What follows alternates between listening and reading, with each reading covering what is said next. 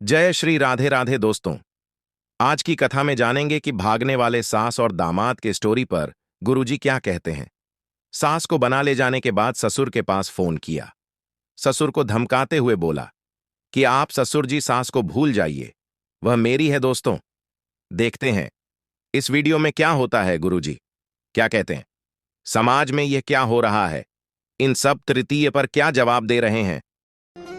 एक लड़के का ब्याह लगा, लड़की देखने गया तो लड़की देखने गया तो लड़की तो देखा, सास को भी देख आया,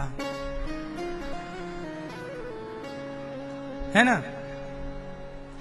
और शादी 16 तारीख की निकली, आज की, आज 16 है, आज की शादी थी बेचारे की। लड़की तैयारी कर रही है मेरा ब्याह, लेकिन लड़की अपने पति के संग जाए उसके पहले लड़की के पति के संग लड़की की मां मतलब दामाद के संग सास भाग गई। ले, अपनी बेटी का ब्याह जिससे तय किया उस पे दिल आ गया। ये चल रहा है संसार में। बोलो हाँ। अब वो लड़की रो रही है। अब वो रोए किस बात के लिए? मां भाग गई इस बात के लिए रोए कि मेरे पति पर मेरी मां ने कब्जा कर लिया, इस बात के लिए रोए कि मेरा ब्याह नहीं होने दिया, इसके लिए रोए। वो लड़की बेचारी परेशान है। वो रोए किसके लिए? बोलो किसके लिए रोए? वो उसका क्या कसूर था? और सुनो, लड़की के लिए जो जेवर बनवाए वो लेके भाग गई। देखो सासों को क्या सूझ रहा है। सोचो, बेटी का ब्याह जिससे होना था उस लड़के के संग भाग गई। हद कर दी।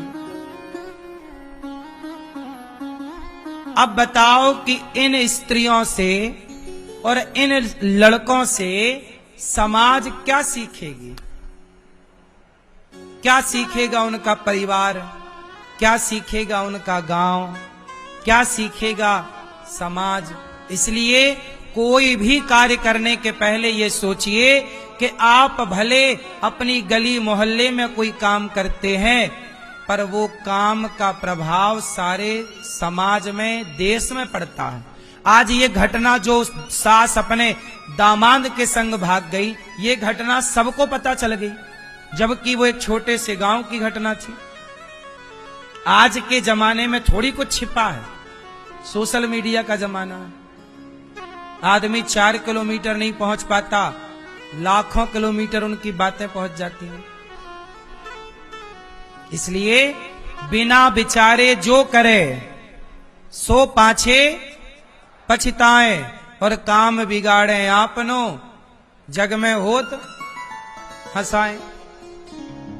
इससे क्या मैसेज मिला?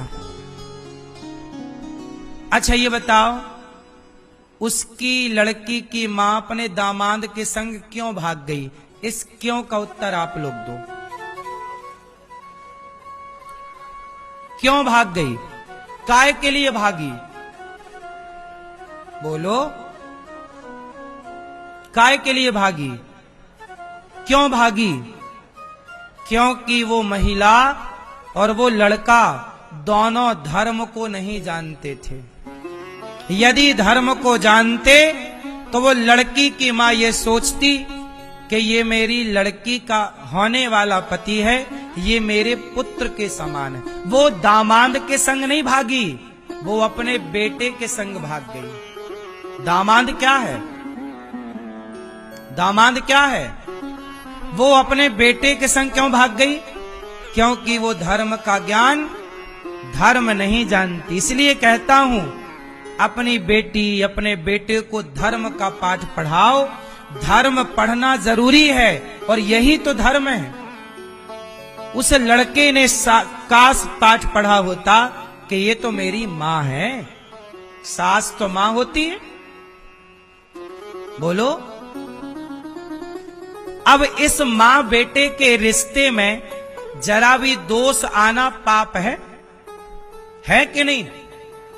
स्पर्श करना तो पाप है साहब, सोचना भी पाप है या नहीं?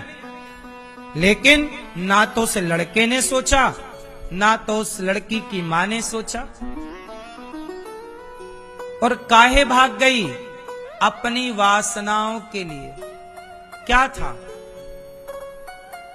इस बुढ़ापे में भी उसकी वासनाएं पूरी नहीं हुई, तो भाग गई जवान लड़के के संग। आजकल आदमी इतना वासनाओं में डूबा हुआ है। काम से कल ही मैंने कहा था, अंधे कितने तरह के होते हैं। कामांध, जब काम सिर पर चढ़ता है, वासनाएं, तो व्यक्ति अंधा हो जाता है।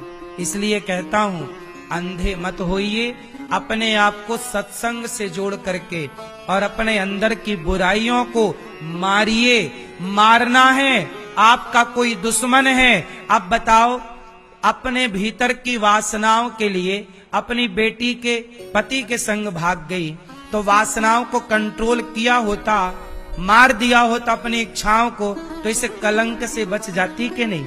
अब वो भाग कर कहां जाएगी? वो भाग कर कहां जाएगी? पकड़ी जाएगी, क्या मुंह दिखा पाएगी? यहां भी बिगड़ गया उसका। अब समाज में क्या वो रह पाएगी?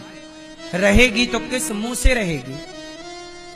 लोक भी बिगड़ गया, और मरेगी तो यमराज जी बड़ा डंडा रखे होंगे उसके लिए। भगाता हूं तुझे दामाद के साथ।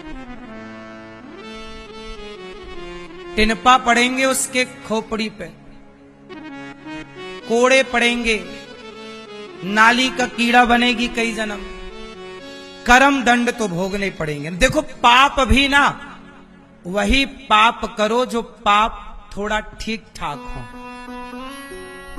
पाप भी करो चलो, पर वो पाप करो यार जो माफ हो, जिनमें माफ की संभावना हो।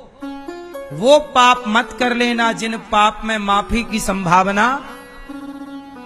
पाप भी कई तरह के होते हैं, सामान्य पाप, महापाप, ये पाप अलग अलग तरह के होते। चींटी मारना, हम रास्ते से जा रहे हैं, चींटी पांव के नीचे मर गई, गाड़ी के नीचे मेंढक मर गया, सांप मर गया, ये पाप है। पर ये पाप भी चलो, ये पाप हमने मारना नहीं चाहा, चींटी मर गई, ये पाप माफ हो जाएंगे कि चलो तुम्हारी इच्छा नहीं थी, पर पाप हो गया।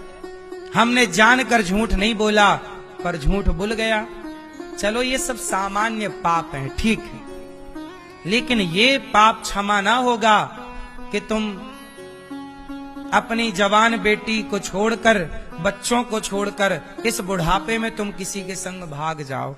तुमने धोखा अपने बच्चों को दिया,